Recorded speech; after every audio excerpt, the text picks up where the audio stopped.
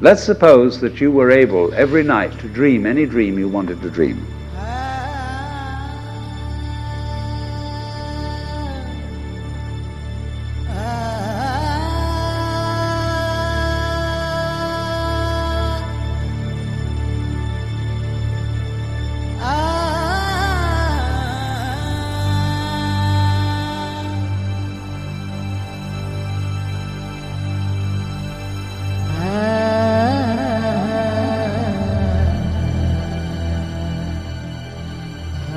And that you could, for example, have the power within one night to dream 75 years of time, or any length of time you wanted to have.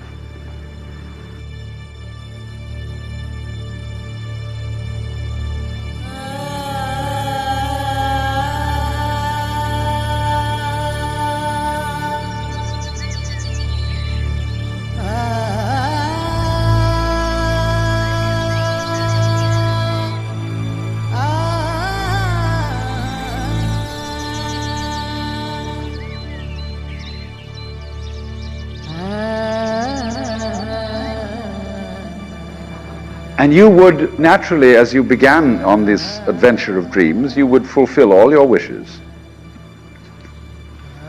You would have every kind of pleasure you could conceive. And after several nights of 75 years of total pleasure each, you would say, well, that was pretty great.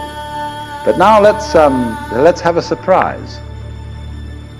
Let's have a dream which isn't under control. Well, something is going to happen to me that I don't know what it's going to be.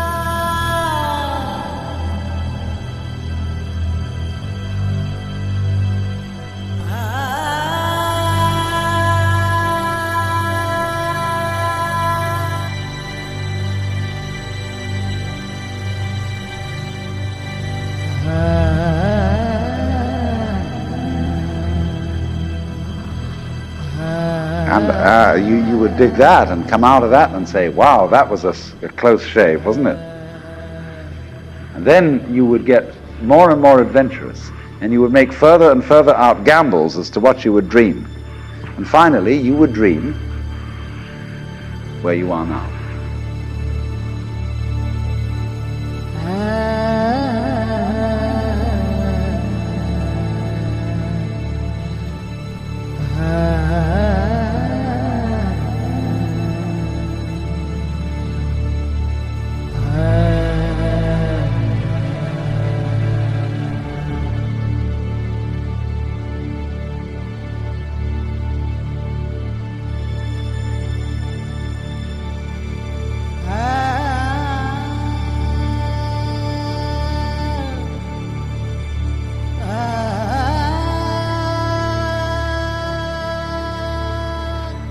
You would dream the dream of living the life that you are actually living today.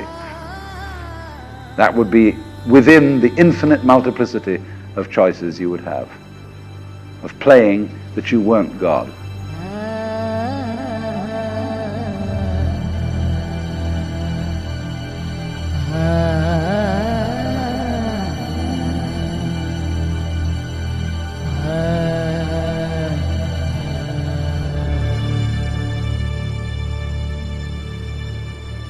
Because the whole nature of the Godhead, according to this idea, is to play that he's not. The first thing he says to himself is, man, get lost. Because he gives himself away.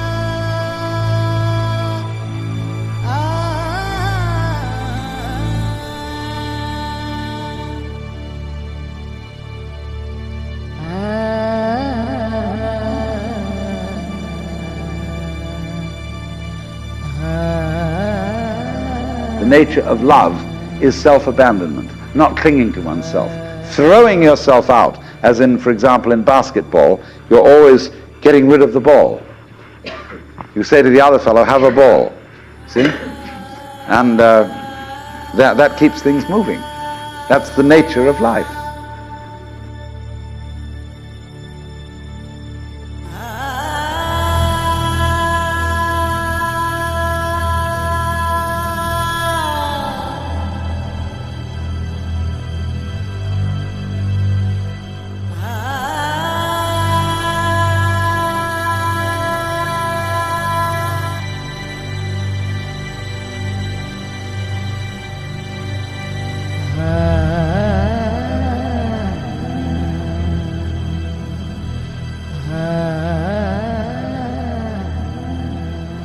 So in this idea then, everybody is fundamentally the ultimate reality, not God in a politically kingly sense, but God in the sense of being the self, the deep down basic whatever there is. And you're all that, only you're pretending you're not.